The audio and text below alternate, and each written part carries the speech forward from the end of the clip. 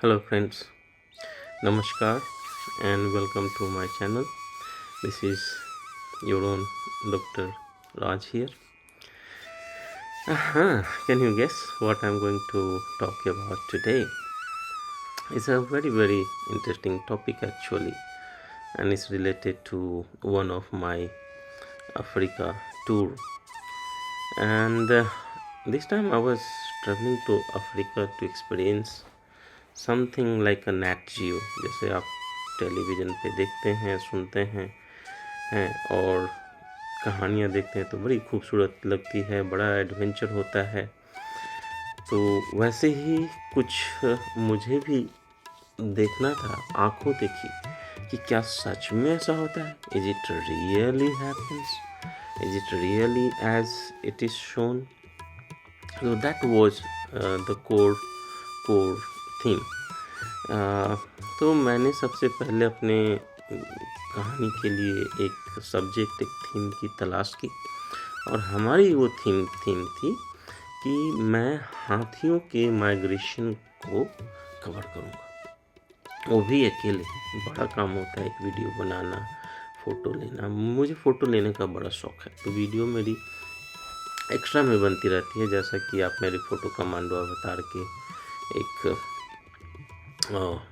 Snap से यहाँ देख रहे होंगे, मेरा अपना फिश अभी ऐसा ही है।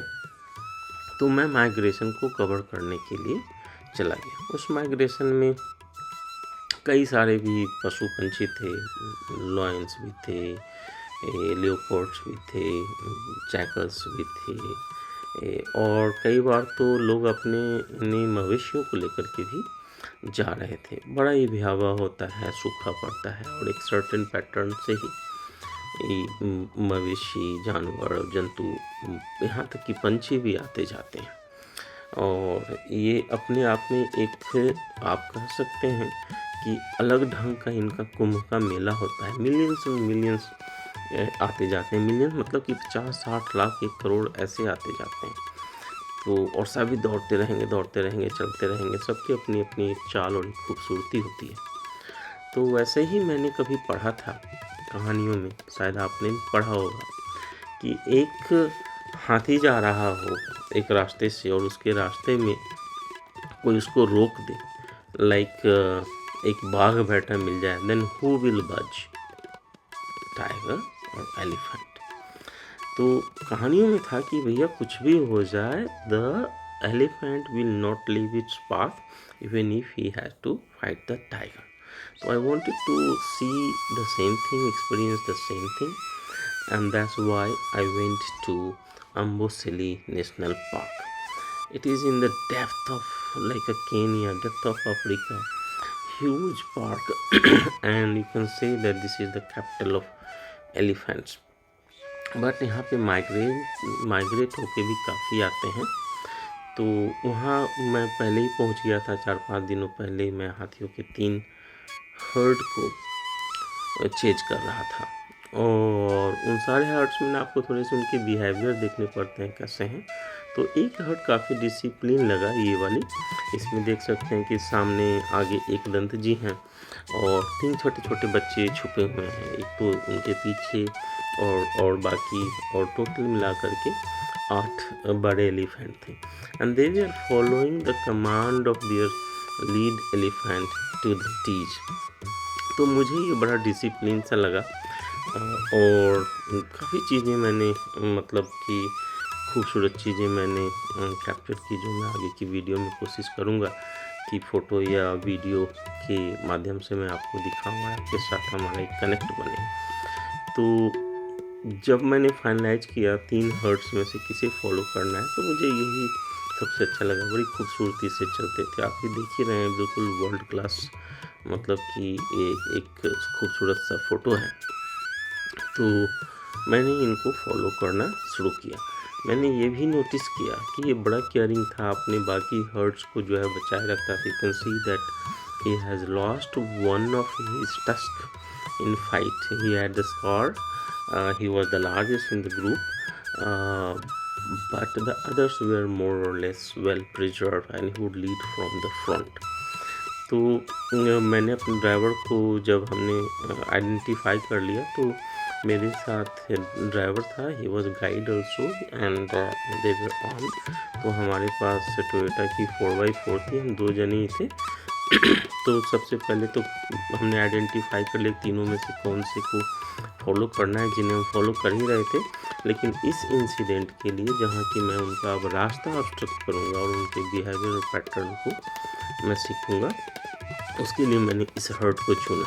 तो मैंने कहा कि मुझे थोड़ी सुरक्षा भी चाहिए और थोड़ा सा अनऑब्स्ट्रक्टेड टाइप का ये भी चीज़ चाहिए। तो मैंने कहा कि तुम मुझे आगे ड्रॉप कर दो इन हाथियों से 200-300 मीटर आगे।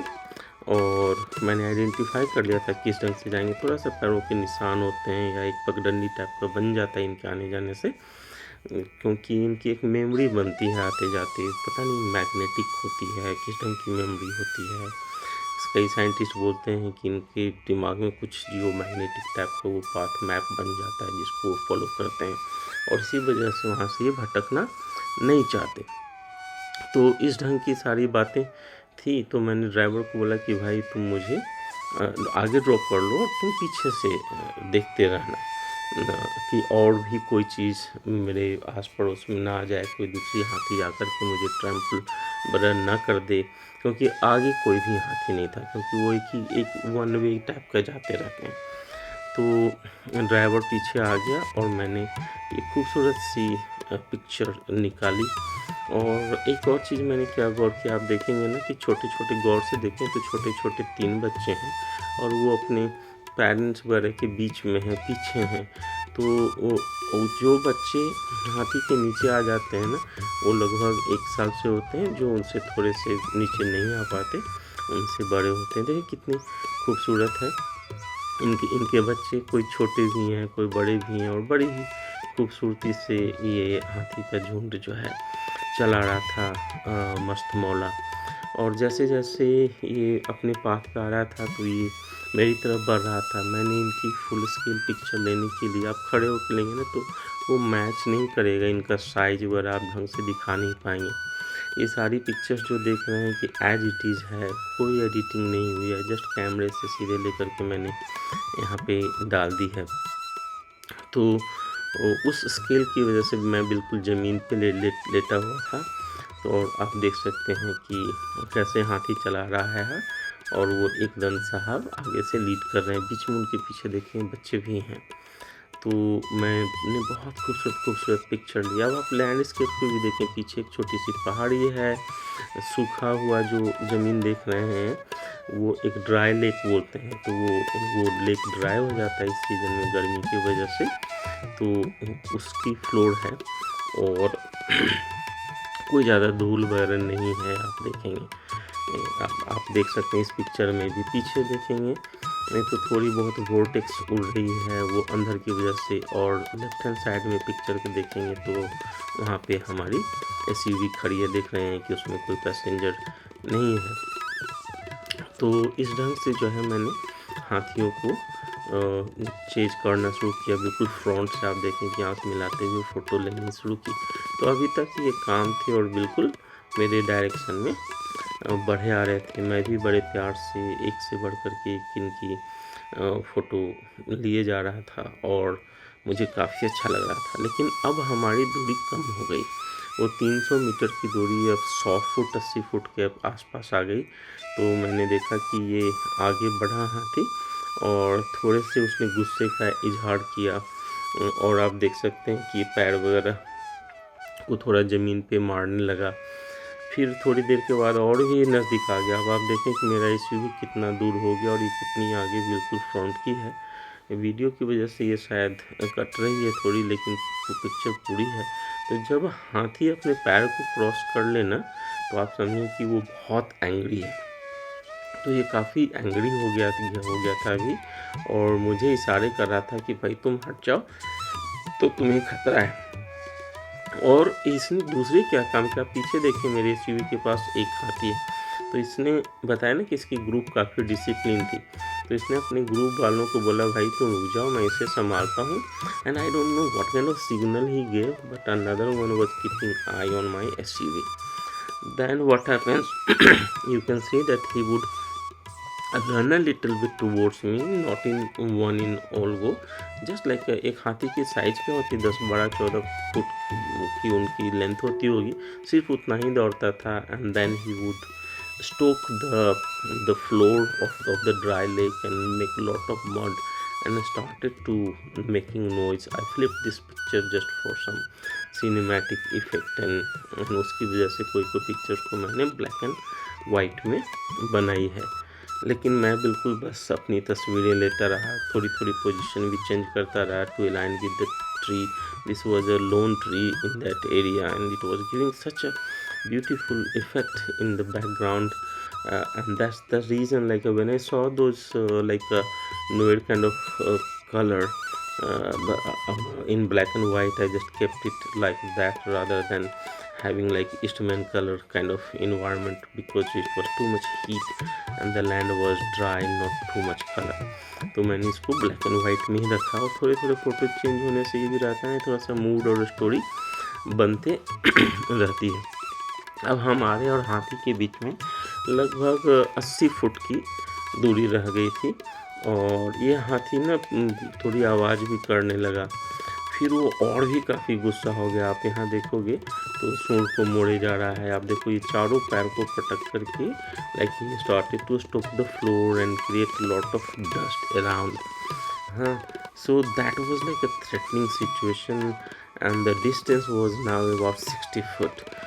I would have palpitation. मेरी दिल की जो कहते हैं ना कि धड़कन धक धक धक धक धक धक धक धक हो रही थी, और डर भी लग रहा था. एंड देन मेरे ड्राइवर ने देखा, मैंने भी उसकी इशारा किया कि तुम एक अच्छे से गोलाकार कर्व लेकर के आओ. तो वो धीरे धीरे मेरी तरफ आने लगा, और वो बोल रहा था कि तुम वहाँ से रेडी रहो निकल जाने के लिए. लेकिन मैंने उसको बोला इशारे से कि जब तक मैं ना बोलूँ तुम मेरे बिल्कुल पास मत आना. तो और जब ये आगे वाला जब साउंड करता था ना, तो इसके साथ वाले भी थोड़ी बैकअप साउंड करते थे. तो इस ढंग से मेरी आंखें इस हाथी पे होती थी और इसके हर्ट पे होती थी कि उधर से कोई आकर मुझे ना नुकसान कर दे. लेकिन मैं अपनी जगह से नहीं हट रहा था, इनकी जगह को घेरे हुए बिल्कुल लेटे हुए ज़मीन पर ये. फिर इसने क्या किया कि बड़ी ही गुब्बार बना दिया. आप देख रहे हो सूंड वूंड को बिल्कुल इसमें लपेट करके, और धूल वगैरह काफ़ी फेंकने लगा अपने ऊपर ही.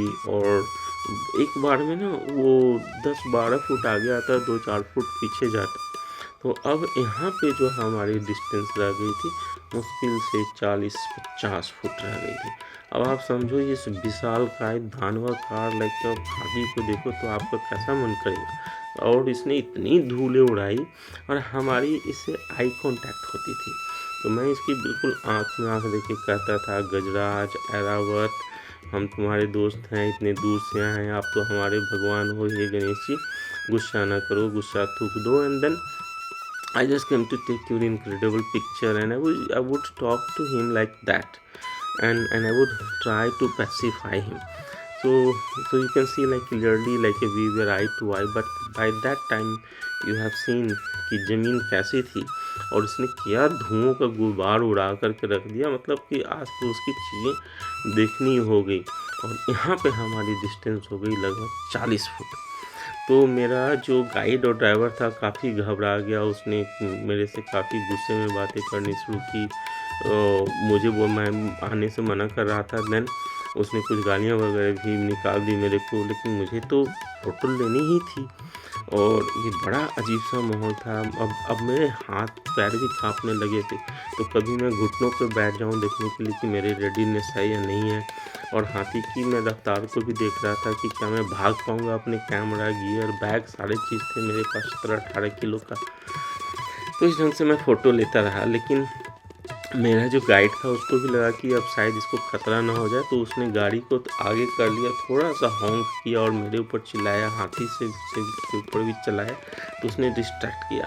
तो अब आप ये देखो जो फ़ोटो देख रहे हो बेयरली 20-30 फुट है, और मैं गाड़ी से लगभग 10-15 फुट आगे, बिल्कुल गाड़ी के मतलब कि सेम लाइन में ही थोड़ा सा खड़ भी कर दो तो मैं वहाँ पे था, और ये मैं पिक्चर ले रहा था. और इस समय तक मेरी हालत ये हो गई थी कि गला सूख रहा था and I started feeling little bit light headed but still I was in control. और उसके बाद जो इसने धुआं उड़ाया भाई साहब, मतलब बताना मुश्किल है। आप देखो धुआं ही धुआं कर दिया। और अब जो है कि हाथी और मेरे बीच में लगभग 10 फुट की दूरी थी। और एसयूवी पे तो देख ही रहे हो कि कहाँ आ गया। फिर जल्दी से मैं दौड़ करके वहाँ गया और गाड़ी के अंदर बैठा और उसने गाड़ी रॉकेट की रफ्तार से भगाई। अब देखो कि हाथी बेयरली विजिबल है। राइट कॉर्नर साइड में थोड़ी सी मेरी एसयूवी दिख रही है। अब आप बोलोगे ये पिक्चर कैसे ली? तभी तक में क्या हुआ था कि जब लोगों ने देखा कि मैं ऐसी फ़ोटो उठा रहा हूँ डेयरिंग, तो कुछ लोग मेरे पीछे दूसरी एसयूवी से आकर के लग गए और उन्होंने मेरी भी पिक्चर उठानी शुरू कर दिया एज सब्जेक्ट। तो मैं उनके लिए सब्जेक्ट हो गया था। तो जैसे जैसे ये क्लियर होगा ना, तो आप इसमें देखोगे कि आगे मैं छोटा सा गाड़ी के ऊपर खड़ा हूँ और हमने ये पिक्चर उठाई और इसके बाद जो है वहाँ से काफ़ी तेज़ी से भागे। अब क्या हो रहा था कि मैंने जैसा बताया कि मेरा बिल्कुल ऑटोमेशन चल रहा था कि स्प्लिट ऑफ सेकंड में मैं हाथी को देखूं, इसकी पिक्चर लूँ। मैंने थाउजेंड्स ऑफ पिक्चर लिए होंगे, बता नहीं सकता। और फिर मैं इसके हर्ट को देखूं, क्योंकि उधर भी तो थे। तो कितना अच्छा से इसने ऑर्गेनाइज किया था कि उसमें 3 महिलाएं थी, so they would look after that one. और एक गाड़ी पे नज़र रख रहा था, ये एक मेरे साथ इंगेज था।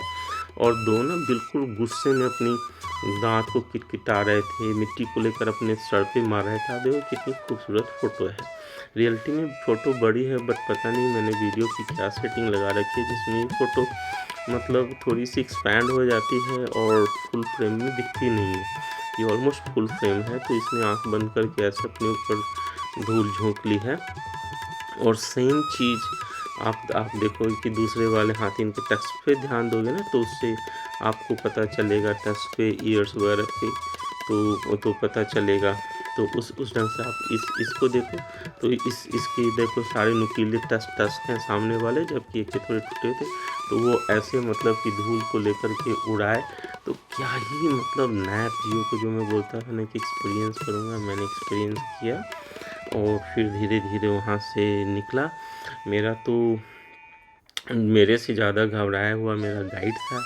मैंने उससे सारा कुछ पूछा। वो बोला he was literally about to fire, specially जब ये आ गई थी, बिल्कुल जीप के पास आ गई थी, जहाँ पे इसके ट्रंक बिल्कुल विंडो पर होके जैसे बोला है क्या मैटर है भाई, तेरे को समझा रहा हूँ, समझ में नहीं आती है। जैसे ये पिक्चर आप देखो, अमेजिंग पिक्चर थी, अमेजिंग पिक्चर थी। इस समय मैं जस्ट 10-15 फुट पे था। तो सारा बोला। फिर मैंने किसी ढंग से उसको पैसिफाई किया। उसने बोला राज कई चीज़ें हैं कि यहाँ पे क्या होती है, हाथी जब आवाज़ करते हैं तो उनको क्या लगता है कि कोई पोचर्स वगैरह ना हो, या कई बार हर्ड आपस में लड़ते हैं, तो रेंजर्स जो हैं वो आते हैं उनको छुड़ाते हैं। और जो वो गेस करते हैं कि हमारी वजह से हो रहा है, तो they could have find you almost like $10,000। You are allowed to like gently go around and all this thing. तो मैंने वैसे कोई हार्म तो कुछ नहीं किया था। I was on the ground, but yes, it was a little bit of naughty affairs to silently provoke without doing anything, without budging anything. खैर जब सब मैं वहाँ से हट गया, तो फिर हाथी अपने अपने रास्ते चले गए। और ये बड़ा ही खूबसूरत नज़ारा मैंने देखा। और आप देखो कितनी खूबसूरत भगवान ने बनाया है। तो यही हमारी कहानी थी, यही हमारी एक्सपीरियंस थी। आशा है आपको ये काफ़ी अच्छा लगा होगा। केन्या के अम्बोसिली नेशनल पार्क में हाथियों की फ़ोटो लेनी है तो वहाँ जा सकते हैं। हज़ारों हाथी मिलेंगे, गैंडे मिलेंगे, पशु पंक्षी भी मिलते हैं। तो उन सब की भी मैंने ली थी। और आपको जो हमारा ये वीडियो अच्छा लगा, थोड़ी सी सब्सक्राइब करें, मेरी भी थोड़ी हिम्मत बढ़ जाएगी, थोड़ा सा मज़ा आएगा नया वीडियो बनाने में। और आप सब सुखी रहें, अच्छे रहें, जिंदाबाद रहें, आबाद रहें। Thank you very much my dear. Enjoy the day. Thank you.